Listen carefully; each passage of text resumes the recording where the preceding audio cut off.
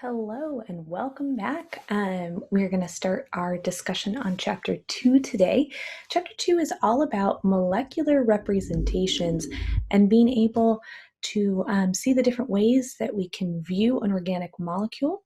We're going to start with looking at ones that maybe we've seen before, Lewis structures, molecular formulas, and then we're going to be branching out into a brand new category that you've never seen before, or at least have never drawn before, and that's the bond line structure. Drawing molecules is a huge part of organic chemistry. And so as we are looking at this as a new art form for us, it's really a way of learning again, that organic chemistry language. How can we communicate to each other with a molecular representation? Couple of different ways that we've done this before. The Lewis structure is something that you have dealt with a lot in general chemistry. Connections are seen with these Lewis structures. So we can see constitutional isomers, what we talked about in Chapter 1. We can start to see how connections are made, lone pairs, formal charges. We can talk about polarity. With that Lewis structure, it's a simplified view of the molecule, but it is really, really informative. We can have partially condensed structures. This is the way that we can imagine kind of simplifying our Lewis structure, not drawing all the bonds. In organic chemistry, I tend to call that getting a little bit lazy. But again, it's looking and understanding that carbon bonded to 3 hydrogens, just looking at this side over here on the Lewis structure, can just be abbreviated as that H3C. And on the other side, the same thing. We can look at these 3 hydrogens and the carbon being abbreviated with the CH3. Notice that connectivity is still in that partially condensed structure. Connectivity is still written how things are connected. The H's over here are written first because carbon is connected to the central atom carbon. So just being careful with things like that. We have the fully condensed structure, which is usually what we see in a lot of textbooks. The reason why is because it's easy to write out. Notice it has abbreviated those yellow and green CH3 groups as just a CH3 subscript 2 group. And so getting really good at reading a condensed structure and trying to put it into its partially condensed or its Lewis structure will be our goal for this for these first couple sections. Now, molecular formula, the fully condensed just atom count, as what we saw, is not really awesome. It's not helpful, especially when we think about constitutional isomers. So looking at these, we are probably most familiar with the Lewis structure and the molecular formula. I want us to get really comfortable at breaking away from our molecular formula, sticking to a Lewis structure or a partially condensed structure. We'll get to the fully condensed structure, but again, some of these are easier to write than others. And so what we really want to consider with all of these variations, these types of representations, is which one accurately depicts and describes the molecule the best? What information can we get out of each one? And so looking at these, we'll start to notice when a molecular formula is going to be inadequate. Specifically with this C3H8O molecule, we could see this Lewis structure where the OH is coming off of the middle carbon. But what if we put that OH coming off of the end carbon and we did this Lewis structure? This is one of the problems, again, with our molecular formulas, is the idea that connectivity is missing. So here is a constitutional isomer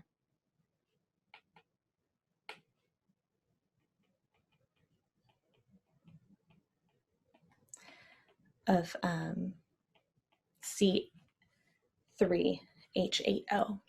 And so looking at these two right here, they're constitutional isomers. They're not the same. You can even draw that O sandwiched in the middle if you wanted to think about another constitutional isomer. And so practicing with Lewis structures is really the best way to be able to get the full information of our organic molecule. Now, bond line structures, when we think about them, a couple of things I want to make sure is that lone pairs are not necessary to draw, but they are important to draw as we are starting out. So a couple of things I'll add. I'll put in those lone pairs. I know nitrogen, when it's typically bonded and we see it has no formal charge of neutral. It has 3 bonds, the carbon, the hydrogen, and the other hydrogen. It needs also a lone pair. Oxygen, when it's a formal charge of 0, must also follow its typical bonding scheme, which is 2 bonds and 2 lone pairs. So it's good whenever we're starting this off to just kind of draw in the lone pairs. And we'll practice with this in class, and I think this is practice that is very, very important and worthwhile to do right off the bat. It will help us start looking at reactivity better. If we need those lone pairs, when we talk about resonance at the end of this chapter, it's going to be a good thing that we already have practiced putting them in. So what is actually happening? Each corner or endpoint represents a carbon atom. So I have the idea of hexane here. Hexane is C6H14. And so what I want to be able to think about is 6 carbon atoms. And if we do this zigzag up and down motion, it's kind of like a hill and a valley. What this is trying to remind us of is the tetrahedral or the bent shape. Now counting 1, 2, 3, 4, 5, 6. Every end of a line is a carbon unless there's an atom written there, and every point in this zigzag up and down is a carbon. So there would be 6 carbons there in hexane. That zigzag format is trying to again represent angles for the sp3 carbon. It's also the same zigzag format that we would do for an sp2 carbon, such as butene. With butene, we'll say 2-butene. We'll get into naming much later. Butene would be C4H8. And with butene, we have a double bond right in the middle. So again, what we're looking at here, and we'll put in the hydrogens in just a second, we're looking at 1, 2, 3, 4 carbons. Now looking at these two, I can see the carbon count. How can I represent the hydrogen count? And so when I think about carbon, I want to just copy this so that I don't muddle up my original image and put in the hydrogens. I'll put them in with a different color. Now let's take carbon number 1 right here. No formal charge on hexane, so that means everybody's following typical bonding. And so if I see one bond from carbon number 1 to carbon number 2, I know that this carbon has to have 3 more bonds. The only bond that is understood and not required to be drawn are the carbons to hydrogens. That's the only one that you can't draw a line for, or you shouldn't draw a line for in a skeletal structure or a bond line structure. Okay, moving on to carbon number 2, I see 2 bonds, namely carbon 2 to carbon 1 and carbon 2 to carbon 3. To do typical bonding, carbon needs to add up to 4 bonds. So there must be 2 hydrogens there. Same thing with carbon 3. Put in those 2 bonds. Same with carbon 4. Put in those 2 bonds and the 2 hydrogens. Carbon 5. And carbon 6 being at the end, I see 1 bond, so he must have 3 hydrogens. If we counted up those hydrogens, hopefully we'll count them up. 3, 4, 5, 6, 7, 8, 9, 10, 11, 12, 13, 14. So we know we have them all drawn, but what's very important is that this is the bond line structure.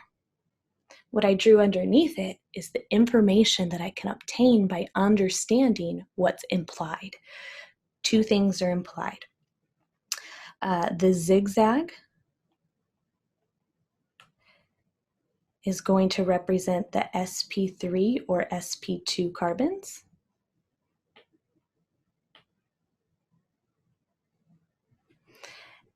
And carbon to hydrogen bonds are understood. They're implied. They do not have to be drawn. Now, with butene, let's do the same thing, starting with carbon number 1. Oh, I'll cut and paste him. Excellent. Carbon number 1 right here, I see 1 bond to carbon number 2 already, so I need 3 more. Hydrogen, hydrogen, hydrogen. Excellent. Carbon number 2, I see 1, 2, 3 bonds. Don't forget to count that double.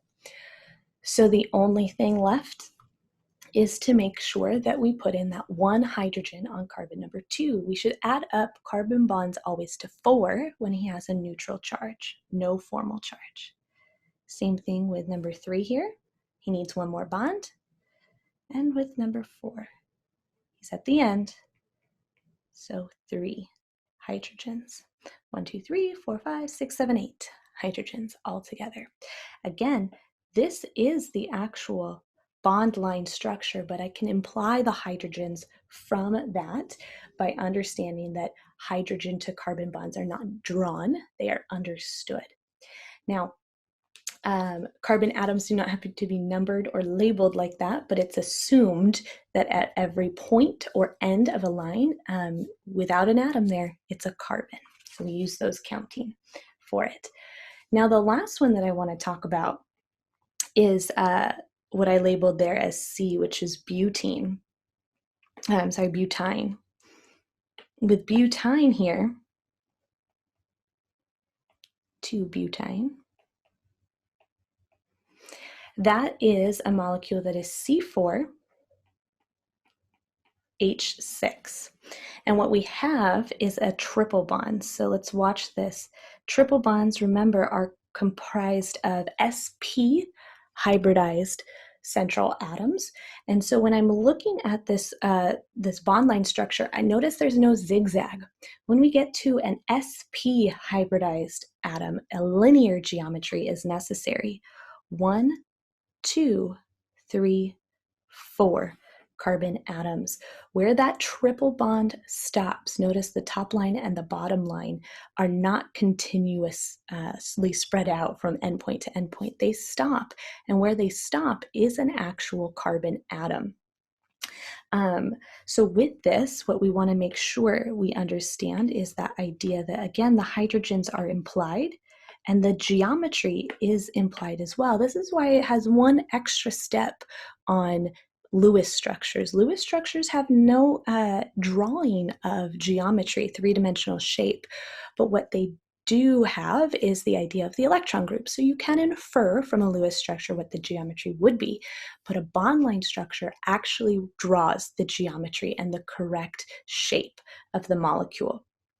Carbon number 1 here, I see 1 bond between carbon 1 and carbon 2, so he must need 3 more hydrogens. No hydrogens on carbon 2 or carbon 3. Those are our sp hybridized centers. They have the triple bond to each other and then 1 other bond, so they are already at the 4 bonds. And then carbon number 4 here at the end must have 3 more hydrogens. So we're going to practice these a lot. What I like to practice first is looking at the bond line structure and obtaining the information like the atom count or the Lewis structure, just so that we can start to see how many things are attached.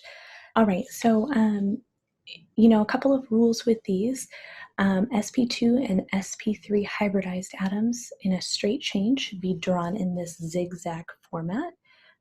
The reason for this is to really get into the idea that this is significant of our sp3 tetrahedral shape, if we continued with that shape, what we are seeing is that that tetrahedral had the up and down motion for our 109.5 bond angles.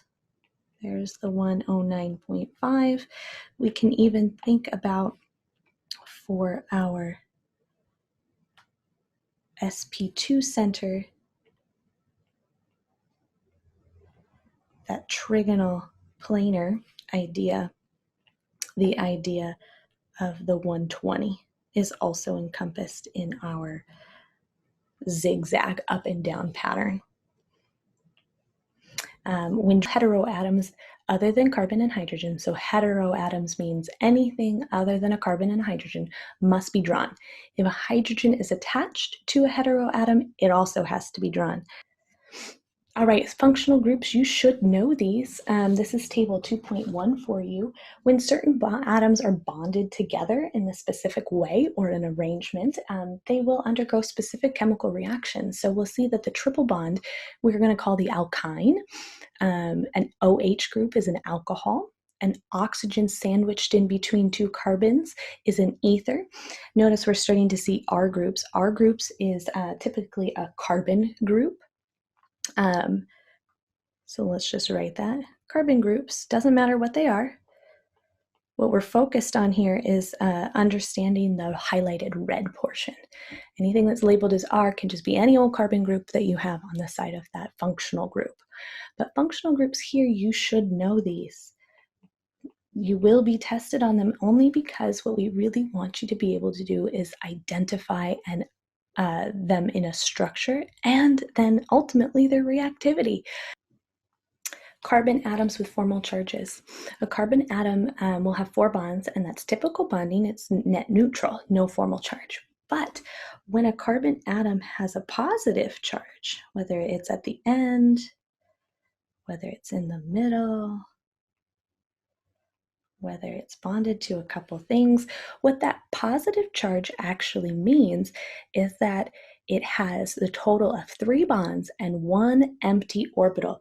The empty orbital that it has is an empty p orbital. We will dive into the carbocation a lot throughout this semester, but what I want us to really just start to think about here is this carbon on the first one has a green bond to the carbon adjacent to it, and it has 2 hydrogens, total of 3 bonds altogether. This middle structure must have 1 hydrogen, total of 3 bonds.